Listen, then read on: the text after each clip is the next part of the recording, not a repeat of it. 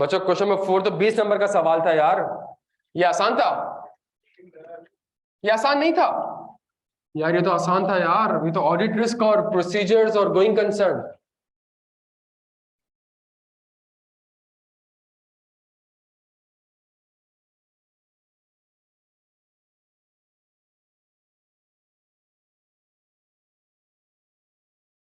एक सेकंड तो मैं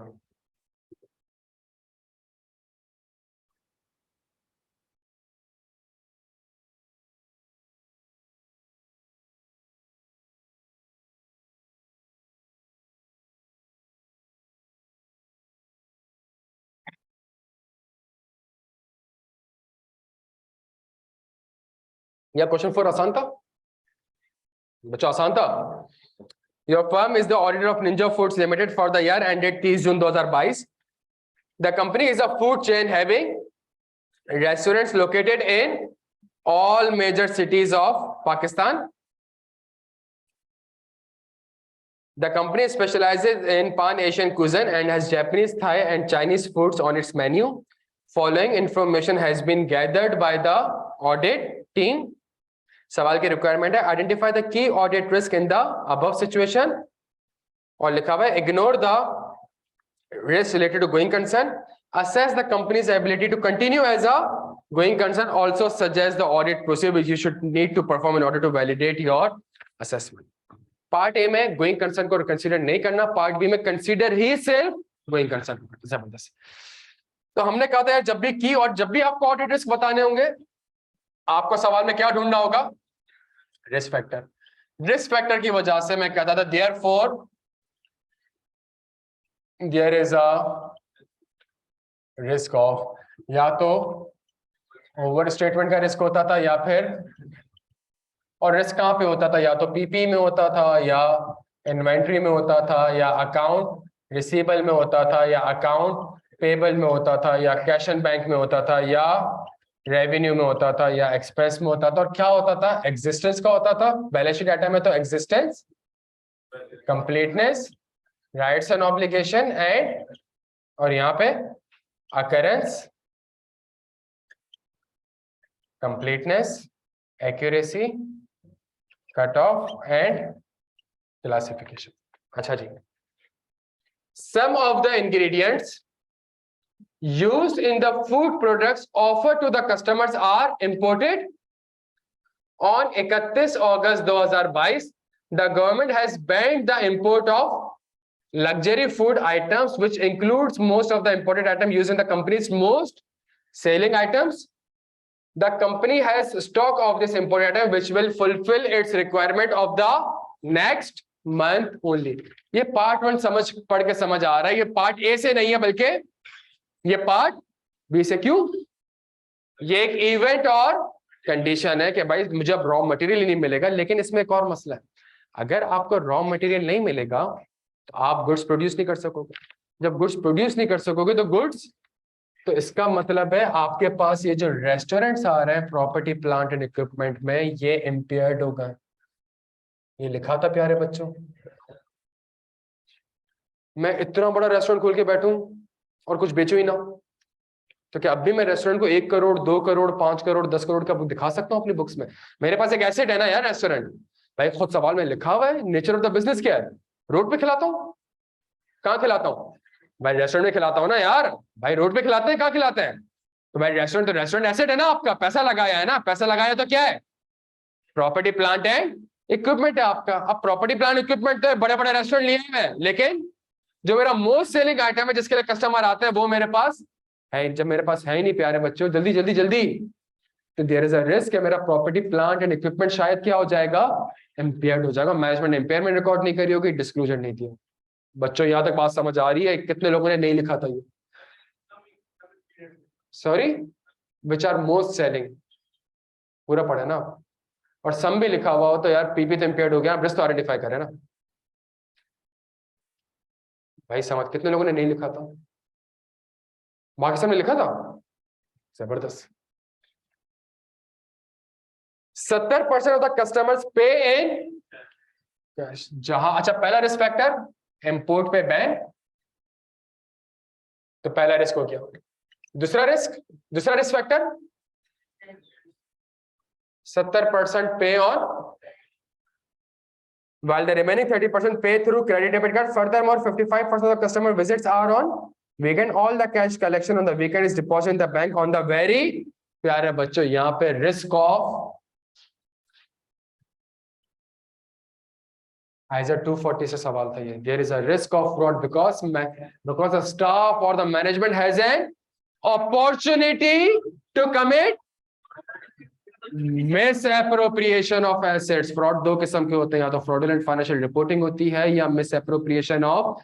सिंपल सा सवाल यार पढ़ते थे कि भाई अगर आपके पास कैश है और आप ऐसा बिजनेस करते हो उसमें कैश ज्यादा है, तो आपके पास स्टाफ के पास अपॉर्चुनिटी है कि वो क्या कर सकता है. वो बच्चों लिखा था, कितनों ने नहीं लिखा था ईमानदारी से यार. बच्चे देखें ये ना करें यार. अब बच्चा पेपर में कह रहा है फ्रॉड से सवाल नहीं आया था. ऐसा है, सर ने फ्रॉड 6 क्लास में पढ़ा है, फ्रॉड से तो एक सवाल भी नहीं आया. क्लियर हो गया भाई? यहां तक समझ आ रही है गलतियां भाई? ऑनलाइन वालों क्लियर हो?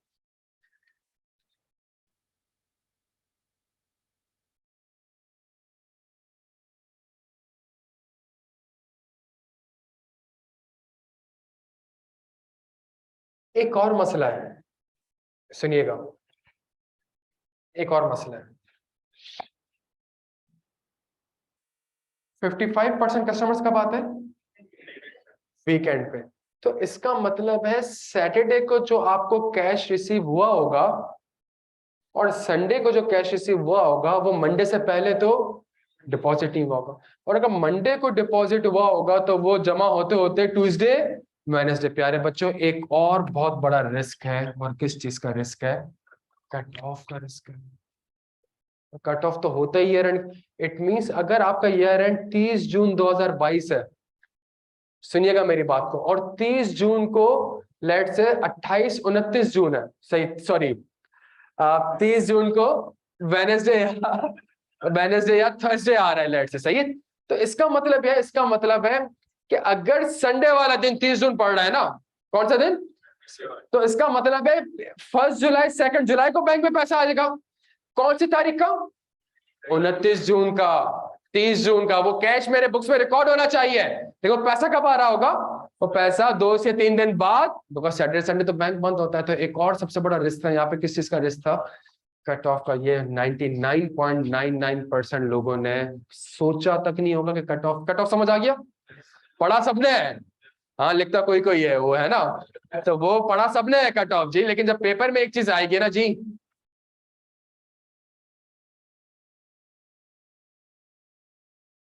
देखिए जब कैश आ गया ना तो रेवेन्यू तो रिकॉर्ड हो गया.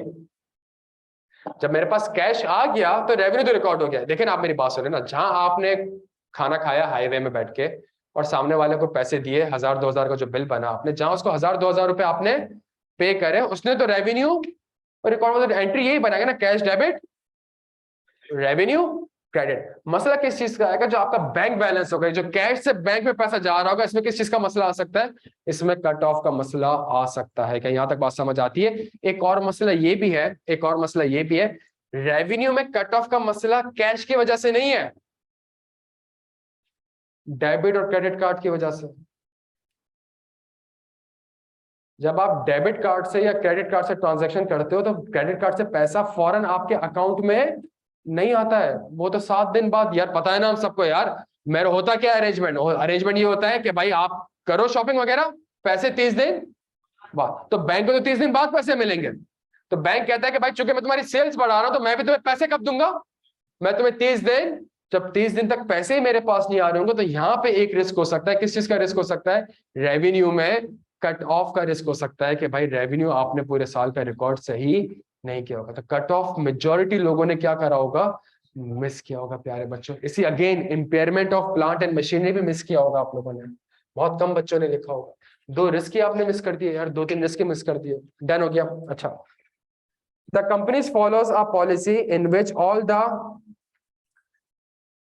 expired stock is to be placed in separate storeroom which can then be adequately destroyed. In the internal audit report it has been highlighted that the 2 of the restaurants were not following this policy. हाँ जी क्या मसला है? हाँ जी सबसे पहला तो risk है कि भाई जो डिस्ट्रॉयड इन्वेंट्री है या जो एक्सपायर्ड इन्वेंट्री है वो क्या हो चुकी है, वो इम्पेयर्ड हो गई है, इन्वेंट्री की इम्पेयरमेंट का रिस्क। दूसरा, दो रेस्टोरेंट अभी भी इसको फॉलो नहीं कर, तो इससे मसला इन्वेंट्री की इम्पेयरमेंट का नहीं है, वो तो ऑलरेडी हो चुका है। इससे मसला इस चीज का है कि अगर आपने वो वही गधे का गोश्त खाया और आपको कोई फूड पॉइजन वगैरह हो गया तो आपके ऊपर क्या हो सकता है, आपके ऊपर केस हो सकता है। तो IAS 37 के हिसाब से रिस्क है कि आपके ऊपर कोई पेनल्टी भी लग सकती है, कोई लिटिगेशन एंड क्लेम्स भी हो सकता है। बच्चे ने सिर्फ डिस्ट्रॉयड इन्वेंट्री की इम्पेयरमेंट, पेनल्टी और कंटीजेंट लायबिलिटी का भी रिस्क है। बच्चों समझ आ रही है बात यहाँ पे? अच्छा जी, during the year ended 30 June 2022, during the year ended 30 June 2022, the company's profit has been reduced by mainly due to rising electricity prices, increased in interest rates on long-term loan, decrease in demand of the product due to recession in the economy, and increase in the raw material prices due to rupee devaluation। हाँ जी, ये तो going concern है ना यार बच्चों, ये तो सारा का सारा क्या है, कितने लोगों ने, इसके अंदर दो ऑडिट के रिस्क मौजूद है। पहला, आप इंपोर्ट करते हो, जब इंपोर्ट करते हो तो IAS 21 के हिसाब से फॉरेन एक्सचेंज का रिस्क है कि आपने फॉरेन करेंसी को सही ट्रांसलेट नहीं किया होगा। क्या यहां तक बात समझ आती है मेरे भाई? सेकंड सबसे बड़ा मसला, सवाल में इतना बड़ा बड़ा लिखा हुआ है कि आपने लोन लिए हुए हैं, जब आपने लोन लिए हुए हैं आपके प्रॉफिट मार्जिन कम हो रहे हैं, आपकी इलेक्ट्रिसिटी प्राइसेस हाई हो रही है, आपके कॉस्ट ज्यादा है, आपके रेवेन्यू कम है, आपके मार्जिन कम है, देयर इज अ पॉसिबिलिटी कि कोवेनेंट, और जब कोवेनेंट ब्रीच हो जाएंगे तो मैं गोइंग कंसर्न का रिस्क नहीं कह रहा, वो तो मैं अलग करूंगा, कोवेनेंट ब्रीच हो जाएंगे तो जो bank loan non current liability में आ रहा है इसको करंट लायबिलिटी में क्लासिफाई करना पड़ेगा। मसला ही सारा ये हुआ कि अगर मैं रिक्वायरमेंट पढ़ूं तो मुझे सवाल बड़े अच्छे लगेंगे, आसान लगेंगे, लेकिन जब सवाल आएगा पेपर में तो आप कहोगे यार ये इंफॉर्मेशन पार्ट ए से है या पार्ट, तो सवाल में लिखेगा आपको ऐसे कि आपका इंप्रेशन जाएगा कि पार्ट के ये जो आखिरी पॉइंट है ये तो पूरा का पूरा गोइंग कंसर्न से रिलेटेड है, और आप इसके ऊपर ऑडिट रिस्क स्किप कर दोगे। पॉइंट 1 जब आप पढ़ोगे तो आप तो कहोगे ये तो पूरा का पूरा गोइंग कंसर्न से, उसमें भी दो रिस्क छुपे हुए थे प्यारे। तो ICAP सिर्फ आपके साथ खेला है, आपको डॉज किया है उसने, और इसके अलावा कुछ नहीं किया। समझ आ रही? तो आखिरी पॉइंट में भी दो ऑडिट रिस्क थे, पहले पॉइंट में भी एक रिस्क था, नीचे पॉइंट्स में कट ऑफ पे रिस्क। अब मुझे बताएं ये कोई 6-7 रिस्क बनते हैं मेरे प्यारे बच्चों, ये 6-7 रिस्क बनते हैं। कितने लिखे थे? नहीं, ये 5 ही वाले लिखे थे। कितने लोगों ने 3 लिखे थे? आपने, सिर्फ आपने। यार कितने नंबर का सवाल था ये? 10 नंबर का सवाल था यार। बच्चों समझ आ रही है, गलतियां समझ आ रही है? तो वो अगेन ये वो बच्चा है ना जो कह रहा था कि सर मैं तो लाजमी पास होऊंगा। यार आधा पेपर डिस्कस किया, 50 नंबर का पेपर डिस्कस नहीं हुआ है। समझ आ रही है आपको गलतियां कहाँ हुई है, गलतियां प्यारे बच्चों? अच्छा जी, ऑनलाइन वालों आप लोग क्लियर हो बेटा?